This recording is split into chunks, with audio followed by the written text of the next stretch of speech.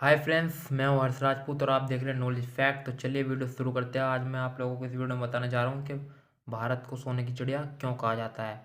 तो चलते हैं आज भारत के इतिहास की तरफ। तो दोस्तों, एक समय था जब सारे देश भारत पर राज करने का सपना देखते थे, क्योंकि भारत दुनिया का सबसे अमीर देशों में से एक देश था। भारत देश शुरू से ही समृद्ध और संपन्न रहा है और भारत को सोने की चिड़िया कहा जाता था। लेकिन भारत को सोने की चिड़िया क्यों कहा जाता था? अगर भारत को सोने की चिड़िया कहा जाता था तो इसके सोने के पंख कहाँ गए? मतलब ऐसा क्या हुआ कि अब भारत की गिनती अमीर देशों में नहीं की जाती? चलिए जानते हैं इस वीडियो में भारत को सोने की चिड़िया क्यों कहा जाता था।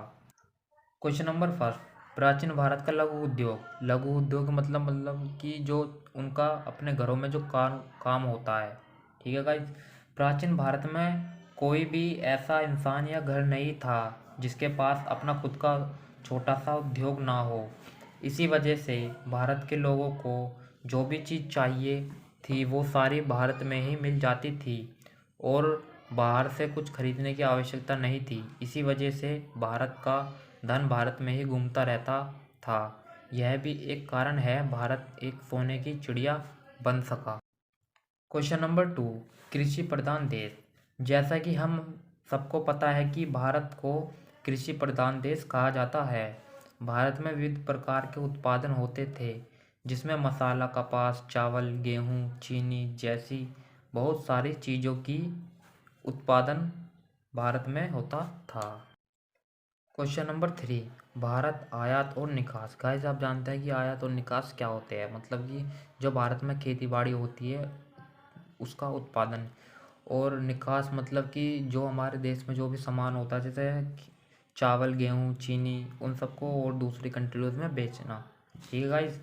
भारत में उस वक्त बहुत सारी चीज़ों का निकास होता था, जैसे कि कपास, चावल, गेहूँ, चीनी, जबकि मसालों में मुख्य रूप से हल्दी, काली मिर्च, दाल चीनी, जटामासी इत्यादि शामिल थे।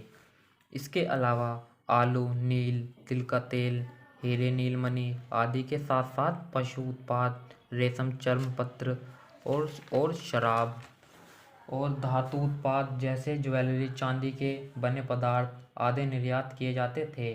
जबकि सोने के रोमन सिक्के, कांच के बने पदार्थ, शराब, दवाएं, टिन, ताशे, चांदी के बने आभूषण जैसी चीज़ों का आयात किया जाता था। क्वेश्चन नंबर 4, भारत का व्यापार। उस समय भारत का व्यापार बहुत ही तेजी से चल रहा था। बाहर के लोग भारत में आकर कपड़े खरीदते थे और सोना देकर जाते थे। इस तरह खेती और अन्य चीज़ में ऐसा ही था।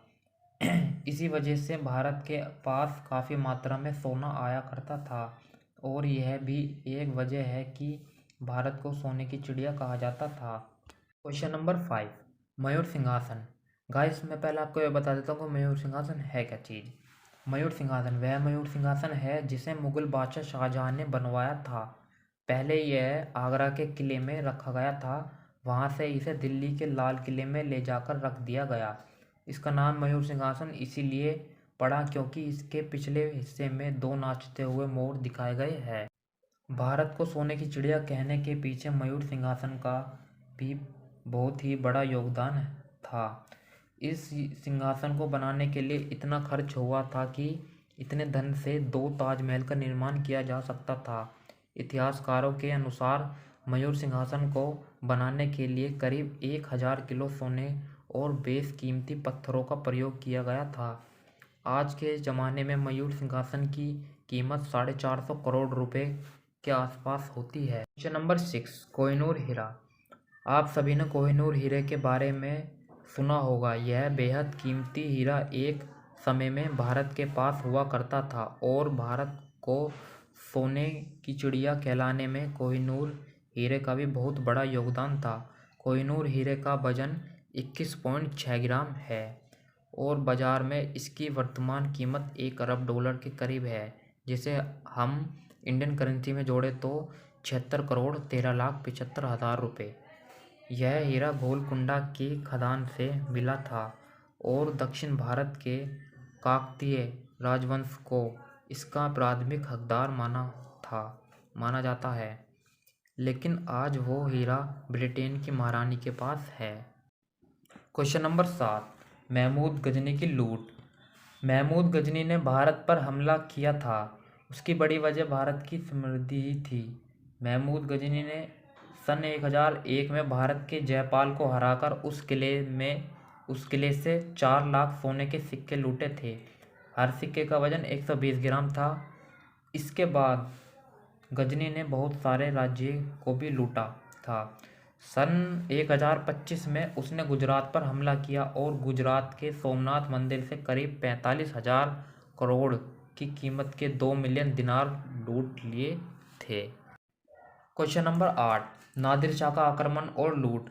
महमूद गजनी के बाद फारस का नादिर शाह भारत को लूटने के इरादे से भारत में आया और उसने भारत के तत्कालीन गद्दारों राजाओं के मदद से भारत को लूटा और इस लूट में वो अपने साथ बहुत सारा सोना और मयूर सिंहासन को भी ले गया, जो कि बेहद कीमती था।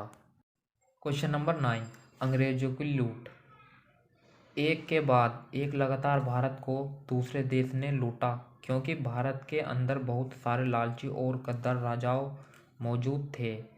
तो भला अंग्रेज ऐसा मौका अपने हाथों से कैसे जाने देते। उन्होंने भी भारत के लालची राजाओं और लोगों की मदद से भारत को गुलाम बना लिया और दोनों हाथों से अपने इस देश को पूरी तरह से लूट लिया और अपने साथ कोहिनूर हीरा भी ले गए। क्वेश्चन नंबर 10, भारत को सोने की चिड़िया क्यों कहा जाता है। हमने देखा कि प्राचीन भारत के पास क्या था जिसकी बदौलत भारत सोने की चिड़िया कहा गया। अगर भारत में उस वक्त गद्दार मौजूद नहीं होते तो भारत की इस सोने की चिड़िया के पंख कोई भी नहीं काट सकता था, ना अंग्रेज, ना मुगल और न ही महमूद गजनी। भारत में लगातार हुई लूट की वजह से आज सोने की चिड़िया कहा जाने वाला भारत देश की तुलना विश्व के विकसित देशों की तुलना में बहुत ही खराब है।